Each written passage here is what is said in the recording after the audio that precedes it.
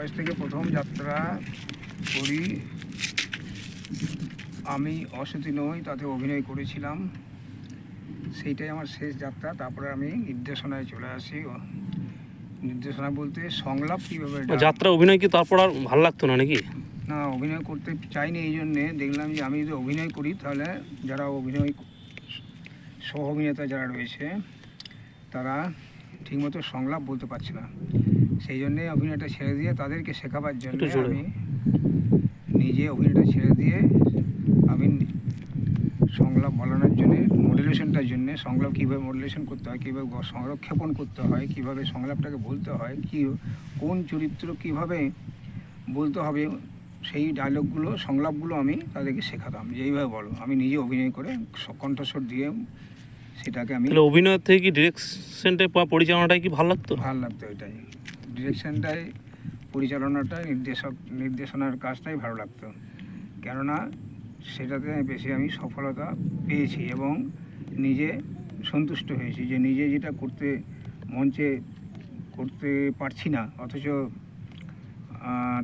আমাকে সেইভাবে আমি উপস্থাপনা করতে পারছি না, কিন্তু এদের দ্বারা আমি সেটাকে করাবো, নিজের সন্তুষ্টি হবে তাতে, এই জন্যে আমি করতাম।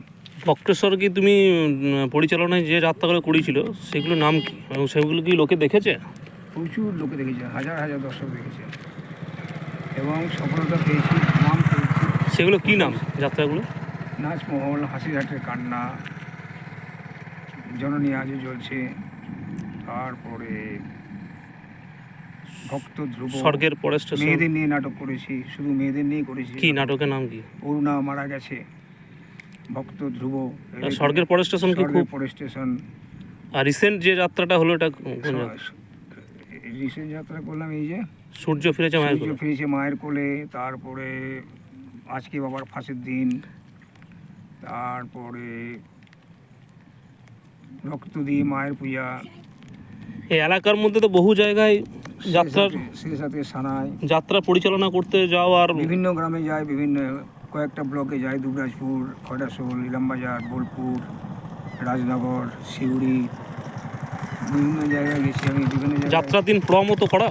যাত্রার দিনে প্রম করি, যাত্রার দিনে প্রম করতে হয়, কিন্তু যারা মুখস্থ করে না তাদেরকে সূত্রটা ধরিয়ে দেওয়ার জন্য বসে থাকি মঞ্চে, এবং ম্যাক্সিমাম ছেলেরাই মুখস্থ করে, আর যারা মুখস্থ করতে পারে না বা যারা। এখনো পর্যন্ত তাও কত যাত্রা এরকম পরিচালনা করেছো,